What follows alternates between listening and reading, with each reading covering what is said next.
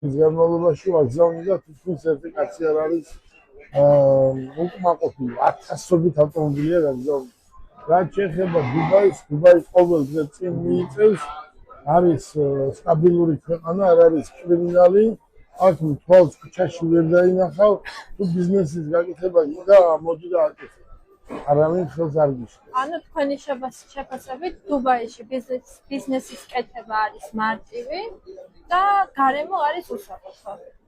გარემო არის 100% უსაფრთხო, იმიტომ რომ აქ მაღალ დონეზეა ყველი ეს უსაფრთხოება. ყველაფერი აქ არის ჩაკეტილი და ყველაფერი კონტროლდება. აი წარმოიდგინე ყოველ მეტრში კამერები აყენია, რომელთაც აი ვერაფერს ვერც მოიპარავ და ვერც გააფუჭებ. იცოდე, აუცილებლად დაგიჭერენ თუ რამე მსგავსი მოხდა ან გააკეთე და ამიტომ ყველა მის ეს და სურვილის არავის არ აქვს, რომ აქ რამე ისეთი მოხდეს. პირიქით, სადმე აი აქ რო დაგჭეს, რაღაც რო დაგჭეს, მოგძებნიან და სასტუმროში მოგიტანებიან. შევეხოთ ისევ ბიზნესის საკითხს. რამდენად მარტივია პარტნიორების ან ინვესტორების მოძებნა დუბაიში? თქვენთვის რამდენად მარტივია?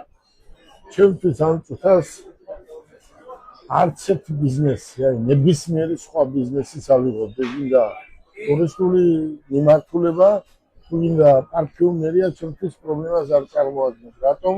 მე მაქვს ახაური საბუთი, მე მაქვს საქართველოს საბუთი, მე ვარ ოფიციალურ საიტზე დარეგისტრირებული და ვისაც უნდა ნახოს რომ ვარ, ნახავს ჩემ დაბადებიდან დღემდე რას ვაკეთებდი და როგორი წარმატებული ვარ. ერთი სიტყვით, თუ გინდა რომ პარტნიორი მოძებნო, ეს არის გამოფენა. შეგიძლია საიტზე წინას არ უნდა იცოდე რა გინდა, საიტზეც მოიძიო, მაგრამ ყველაზე კარგი რომ შენ პარტნიორი მონახო არის მაინც გამოფენა. მაგრამ უნდა იცოდე რა გინდა. თქვენი აზრით, რა ტიპის ბიზნესებისთვის არის დუბაი განსაკუთრებით ხელსაყრელი? ჩემთვის მაგალითად მე რასაც უყურებ ავტოსფეროში ვარ და ძალიან მაგარია, ვარ ავტოსფერო, ძალიან მაგარია ტურისტული კომპანიები, მაგრამ მუშაობენ პარფიუმერია,